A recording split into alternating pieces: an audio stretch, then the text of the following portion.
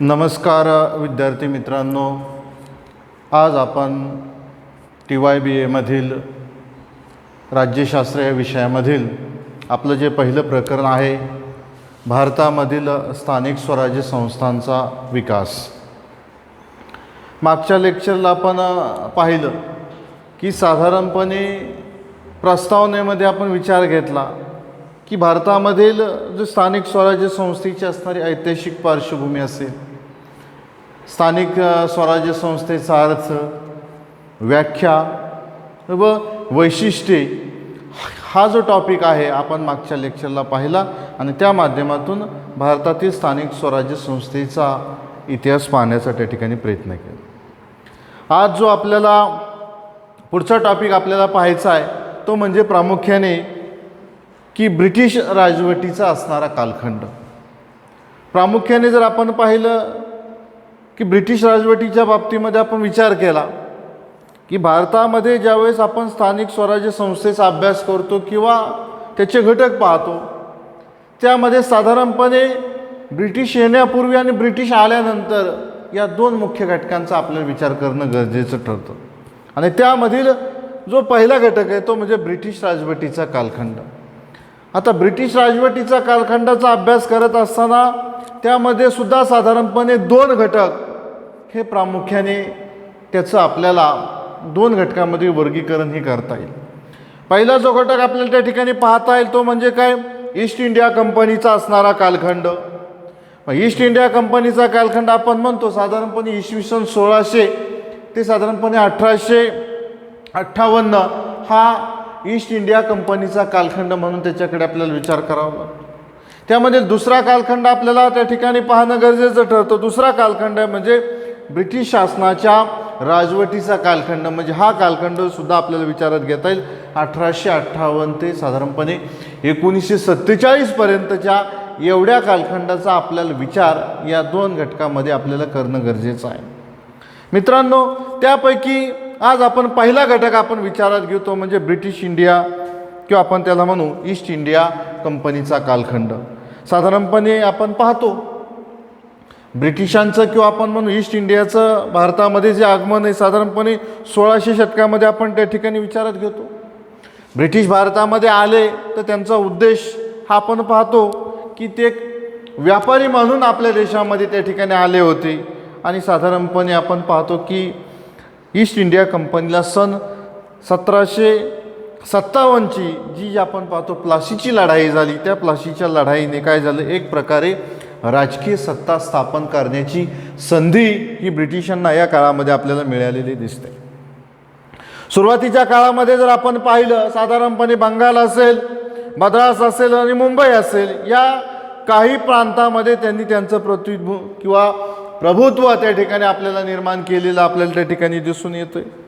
कारण भारतामध्ये त्या काळची जर परिस्थिती आपण विचारात घेतली की असणारी राजकीय अस्थिरता असेल, अनेक देशामध्ये अनेक वेगवेगळे जे संस्थानिक होते, राजे होते, त्यांच्यामध्ये आपापसात मोठ्या प्रमाणामध्ये अंतर्गत संघर्ष चालू होता. दिल्लीमध्ये असणारे जे मुघल साम्राज्य आहे त्या मुघल साम्राज्याचा त्या ठिकाणी ऱ्हास होत चालला होता. आणि या सगळ्या गोष्टींचा फायदा त्या ठिकाणी ब्रिटिशांनी त्या ठिकाणी घेतला आणि त्यांनी काय केलं की या देशामध्ये प्रादेशिक विस्तार वाढवण्यासाठी त्यांनी त्या ठिकाणी सुरुवात केली. जर आपण पाहिलं 1857 पर्यंत आपण जर पाहिलं कंपनीचा नियंत्रणाखाली या देशाचा कारभार किंवा या देशाच्या मोठ्या भागावरती साधारणपणे ईस्ट इंडिया कंपनीचं वर्चस्व होतं. आणि उरलेला जो काही वेगवेगळे संस्थानिक होते राजांकडे किंवा संस्थानिकांकडे तो भाग होता. परंतु ते सुद्धा काय होते, जरी ते संस्थानिक राजे असले तरी ते ब्रिटिशांनी त्यांना त्या ठिकाणी मांडलिक त्या ठिकाणी बनवलेलं होतं. म्हणजेच काय झालं होतं, एक प्रकारे ब्रिटिश सत्तेचं पूर्ण भारतावरती काय झालं होतं की आधिपत्य, एक वर्चस्व त्या ठिकाणी निर्माण झालेलं आपल्याला त्या ठिकाणी दिसून येतं आहे. आणि म्हणून ईस्ट इंडिया कंपनीच्या कालखंडामध्ये जर आपण पाहिलं भारतामध्ये मोठ्या प्रमाणामध्ये काय झालं होतं, सत्तेचं केंद्रीकरण त्या ठिकाणी केलं होतं किंवा त्या ठिकाणी झालं होतं. आपण पाहतो त्या काळामध्ये फारशी कुठलीही दळणवळणाची साधनं नव्हते आणि तो ईस्ट इंडिया कंपनीचा जो कारभार आहे तो गव्हर्नर जनरलच्या अधिकाराखाली त्या ठिकाणी तो कारभार त्या ठिकाणी चालत होता. आणि त्यामुळे साहजिकच काय होतं की भारतातील जी शासनाची गव्हर्नर जनरलची सत्ता आहे ती पूर्णपणे काय झाली होती की त्या गव्हर्नर जनरलच्या हातामध्ये एकवटलेली आपल्याला त्या ठिकाणी दिसून येते. जर आपण पाहिलं ब्रिटिशांनी आपण पाहतो की आपले जे अनेक राज्य आहेत त्या राज्यांचे काय केले होते, अनेक पद्धतीचे प्रांत त्या ठिकाणी निर्माण केले होते. त्या प्रांताला काय केलं होतं, गव्हर्नर प्रामुख्याने त्या प्रत्येक प्रांताचा प्रमुख त्या ठिकाणी बनवलं होतं. आणि म्हणून प्रांतांचा राज्यभार काढण्याची जबाबदारी त्या ठिकाणी त्या गव्हर्नरकडे असायची. आणि ह्या गव्हर्नर जनरलचं काय होतं, जे अनेक पद्धतीचे अनेक वेगवेगळे गव्हर्नर होते त्यांच्यावरती त्या ठिकाणी गव्हर्नर जनरलचं नियंत्रण असायचं. आणि गव्हर्नर जनरलच्या मार्गदर्शनाखाली त्या ठिकाणी आणि नियंत्रणाखाली त्या ठिकाणी कारभार चालायचं किंवा शासनाचं काम चालायचं. त्याच पद्धतीने आपण पाहतो की त्या काळी ब्रिटिशांनी काय केलं होतं, अनेक प्रांतांची निर्मिती केली होती. आणि हे जे अनेक पद्धतीचे प्रांत होते ते काय केलं होतं, प्रांतांची विभागणी जर आपण पाहिलं तर काय केली होती, ती जिल्ह्यामध्ये केली होती. अनेक जिल्ह्यांची विभागणी त्या ठिकाणी तालुक्यामध्ये केली होती. त्या तालुक्यांची अनेक विभागणी अनेक गावामध्ये त्या ठिकाणी केलेली ही आपल्याला त्या ठिकाणी दिसून येते. म्हणजे प्रामुख्याने जर आपण पाहिलं ब्रिटिशांनी अशा पद्धतीची रचना निर्माण केली होती. आणि हे काय केलं होतं तर त्यांना जमीन महसुलाच्या संदर्भामध्ये कारभार करण्यासाठी किंवा एक त्यामध्ये सुसूत्रता आणण्यासाठी प्रामुख्याने आपल्याला केलेलं दिसते. आणि हेच सर्वात मोठं ब्रिटिश शासनाचं काय होतं, महसूल हे उत्पन्नाचं साधन होतं. आणि त्यावरती पूर्णपणे त्यांचं नियंत्रण असणं गरजेचं होतं. किंवा त्यासाठी प्रामुख्याने आपण पाहतो काय केलं होतं की 1772 साली ईस्ट इंडिया कंपनीने काय केलं होतं, त्यांच्या अनेक ताब्यातील जे महसूल होते ते प्रशासन पूर्णपणे काय केलं होतं, त्यांच्या अधिकाऱ्यांच्या नियंत्रणाच्या माध्यमातून चालवण्याचा त्या ठिकाणी निर्णय घेतला. आणि याच भूमिकेतून आपण पाहतो की प्रांतांची विभागणी आपण पाहतो की कशा पद्धतीने त्यांनी जिल्ह्यामध्ये केलेली आपल्याला त्या ठिकाणी दिसून येते. जर आपण पाहिलं की वॉरन हेस्टिंग्स हा त्यावेळी काय होता, भारताचा त्या ठिकाणी तो गव्हर्नर जनरल होता. आणि 1772 सालापासून आपण पाहतो काय झालं होतं, या देशामध्ये कलेक्टर ह्या पद नेमण्याची प्रारंभ किंवा सुरुवात ही झालेली आपल्याला दिसून येते 1772. आता कलेक्टर म्हणजे काय, कलेक्टर म्हणजे शेत सारा गोळा करणारा. आणि या कलेक्टरकडे काय होतं,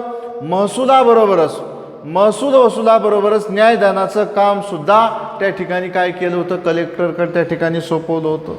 म्हणजे साधारणपणे जर आपण पाहिलं 1772 ते 1861 या काळामध्ये ब्रिटिशांनी काय केलं होतं, कलेक्टर हे जे पद आहे ते काय केलं होतं, अधिक सक्षम किंवा आपण पाहतो त्याला अधिक बळकट करण्याचं काम प्रामुख्याने या काळामध्ये केलं होतं. कारण का, त्या काळामध्ये दळणवळणाची फारशी साधनं त्या ठिकाणी प्रगत नव्हती. आणि कोलकाता ही ब्रिटिशांची त्या ठिकाणी त्यावेळची राजधानी होती. आणि तेथील गव्हर्नर जनरल प्रत्येक जिल्ह्याच्या राज्यकारभारावरती लक्ष देणं शक्य नव्हतं. आणि म्हणून त्या जिल्ह्यांचा कारभार करण्यासाठी अधिकाधिक त्या ठिकाणी सुलभ व्हावी म्हणून आपण पाहतो कलेक्टर त्या ठिकाणी नेमण्याची पद्धत सुरू झाली. आणि महसूल गोळा करणं, त्याबरोबरच कायदा सुव्यवस्था राखणं, महसुलाच्या तंट्यावरती निर्णय देणं, त्याच पद्धतीने आपण पाहतो की यांना अनेक पद्धतीचे अनेक स्वेच्छा अधिकारसुद्धा त्या ठिकाणी दिलेले होते. म्हणजे सर्व जिल्हा प्रशासनावरती, कामकाजावरती सर्व नियंत्रण ठिकाणी कलेक्टरचं त्या ठिकाणी नियंत्रण असायचं. आणि जिल्ह्याचा पूर्ण कारभार त्या कलेक्टरच्या हातामध्ये एकवटलेला आपण त्या ठिकाणी दिसून येतो. सरकारी यंत्रणेमार्फत आपण पाहतो की केंद्रापासून गावापर्यंत कारभार चालवण्याच्या या पद्धतीमध्ये आपण पाहतो की काय पारंपरिक स्थानिक स्वराज्य संस्थांचा ऱ्हास झाला. या ठिकाणी महत्त्वाची नोंद घेण्यासारखं आपण हे का पाहतो तर आपल्याला स्थानिक स्वराज्य संस्थेचा अभ्यास. आणि या सर्व पद्धतीमुळे काय झालं की या आपल्या देशामध्ये पूर्वी ब्रिटिश येण्यापूर्वी जो स्थानिक कारभार गावामध्ये किंवा विशिष्ट भागामध्ये जो चालला होता, या पद्धतीमुळे काय झालं, स्थानिक स्वराज्य संस्थांच्या त्या ठिकाणी ऱ्हास झाला किंवा त्या ठिकाणी त्या दुबळ्या झाल्या आणि त्या मोडकळीस येण्यास त्या ठिकाणी सुरुवात झाली. हा मुद्दा त्या ठिकाणी आपल्याला लक्षात ठेवणं गरजेचं. मात्र आपण जर पाहिलं कंपनी सरकारच्या काळामध्ये आपण पाहतो काय झालं, नगरपालिका स्थापन झाल्या होत्या. दुसराही भाग विचारात घेणं गरजेचं की साधारणपणे 1687 साली जर आपण पाहिलं मद्रास या ठिकाणी पहिली त्या ठिकाणी महानगरपालिका ही करण्यात आली. 1687 मद्रासमध्ये पहिली महानगरपालिका त्या ठिकाणी स्थापन केली. आज आपण त्याला चेन्नई असं आपण त्या ठिकाणी म्हणतो. आणि ही भारतामध्ये पहिली अशा पद्धतीची महानगरपालिका म्हणून तिच्याकडे पाहता येईल. आणि त्यानंतरच्या काळामध्ये जर आपण पाहिलं की साधारणपणे कोलकाता असेल, त्या ठिकाणी मुंबई असेल, या ठिकाणी सुद्धा ज्या नगरपालिका होत्या त्या नगरपालिकेचं रूपांतर हे काय झालं तर ते महानगरपालिकेमध्ये ते रूपांतर केलेलं सुद्धा आपल्याला त्या ठिकाणी दिसून येते. आणि म्हणून या माध्यमातून ही झाली तर काय झाली की प्रामुख्याने स्थानिक स्वराज्य संस्थेच्या एक प्रकारे नवीन सुरुवात म्हणून सुद्धा आपल्याला त्याच्याकडे पाहता येईल. आणि नगरपालिकेचे प्रतिनिधी आहेत त्यांचे अधिकार त्या ठिकाणी मर्यादित होते. म्हणजे हा जो इथपर्यंत जो भाग आहे तो आपल्याला त्या ठिकाणी काय पाहता येईल, ईस्ट इंडिया कंपनीचा कालखंड म्हणून साधारणपणे एवढ्या मुद्द्याकडे आपल्याला त्या ठिकाणी पाहता येईल. पुढचा मुद्दा जर आपण विचारात घेतला, दुसरा मुद्दा त्या ठिकाणी आपण पाहू की ब्रिटिश शासनाच्या राजवटीचा कालखंड, म्हणजे साधारणपणे 1857च्या उठावानंतर, म्हणजेच 1858 ते 1947 पर्यंतचा कालखंड हा आपण काय म्हणता येईल ब्रिटिश राजवटीचा कालखंड म्हणून सुद्धा आपल्याला त्याच्याकडे पाहता येईल. प्रामुख्याने आपण त्याला सुरुवात 1858 साली आपण पाहतो की काय झालं की 1857चा जो उठाव झाला आणि त्या उठावानंतर ब्रिटिश शासनाने ईस्ट इंडिया कंपनीचा जो कारभार आहे तो कारभार काय केला, बरखास्त करून ब्रिटिश शासनाने काय केलं, भारत सरकारचा कालखंड हा त्या ठिकाणी ताब्यात घेतला आणि तो राज्यकारभार ब्रिटनच्या राजघराणे म्हणजेच राणीच्या नावाने त्या ठिकाणी सुरू झाला. आणि त्या पुढच्या काळामध्ये आपण पाहतो अनेक पद्धतीच्या सुधारणा ह्या भारतामध्ये आपल्याला त्या ठिकाणी झालेल्या दिसतात किंवा साधारणपणे राजकीय संस्थांच्या विकासाला सुद्धा त्या ठिकाणी गती मिळाली. जर आपण पाहिलं की साधारणपणे कंपनी सरकारच्या काळात गव्हर्नर जनरलच्या हाती मोठ्या प्रमाणामध्ये सत्तेचं केंद्रीकरण झालं होतं.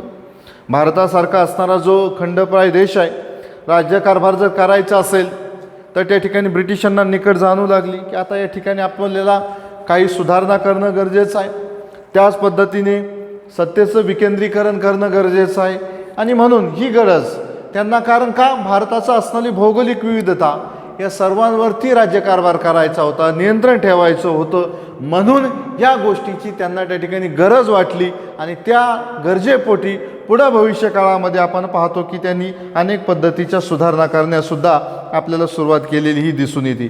कारण का 1857च्या उठावाने ईस्ट इंडिया कंपनीने जो कारभार केला आणि त्या कारभाराची कशा पद्धतीने कठोर वास्तव हे ब्रिटिश शासनाच्या लक्षात आलं की कंपनीने कशा पद्धतीने या देशावरती अन्याय अत्याचार करून मोठ्या प्रमाणामध्ये काय केलं, त्या देशामध्ये एक लूट केलेली त्या ठिकाणी दिसून आली. आणि मग त्यानंतरच्या काळामध्ये आपण पाहतो की स्थानिक प्रशासन कशा पद्धतीने मजबूत करता येईल याचासुद्धा विचार करणं गरजेचं होतं.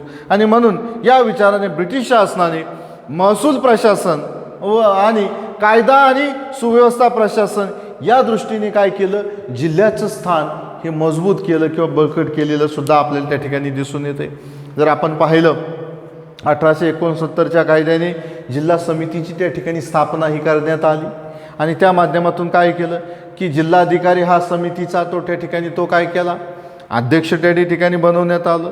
आणि प्रत्येक तालुक्यासाठी सुद्धा आपण पाहतो एक प्रकारची समिती त्या ठिकाणी निर्माण करण्यात आली. आणि कर गोळा करण्याचं काम प्रामुख्याने समितीकडे आपल्याला त्या ठिकाणी दिलेलं दिसून येते. याच काळामध्ये काय ब्रिटिश नेते आणि प्रशासक भारतामध्ये स्थानिक स्वराज्य संस्था निर्माण कराव्यात अशा पद्धतीचा त्या ठिकाणी विचार करू लागले. आणि त्या माध्यमातूनच काय झालं की स्थानिक स्वराज्य संस्था ह्या अशा संस्थामार्फत त्या ठिकाणी पार पाडाव्यात, म्हणजे की त्या कार्यक्षमतेने कशा पद्धतीने काम करतील हा त्यामागचा उद्देश किंवा कल्पनाही त्या ठिकाणी दिसून येते. आणि त्या दृष्टिकोनातून आपण पाहतो की लॉर्ड मेयो असेल, लॉर्ड रिपन असेल, त्या काळच्या काय अधिकाऱ्यांनी त्या ठिकाणी प्रयत्न केला आणि त्या माध्यमातून आधुनिक भारतामध्ये ज्या स्थानिक स्वराज्य संस्था आपल्याला निर्माण झालेल्या दिसतात त्याचा पाया घालण्याचं कामसुद्धा या माध्यमातून त्या ठिकाणी केलं जातं. आणि म्हणूनच आपण म्हटलं जातो जो लॉर्ड मेयो असेल किंवा लॉर्ड रिपन असेल यांनी भारतामध्ये स्थानिक स्वराज्य संस्थेचा पाया घातला.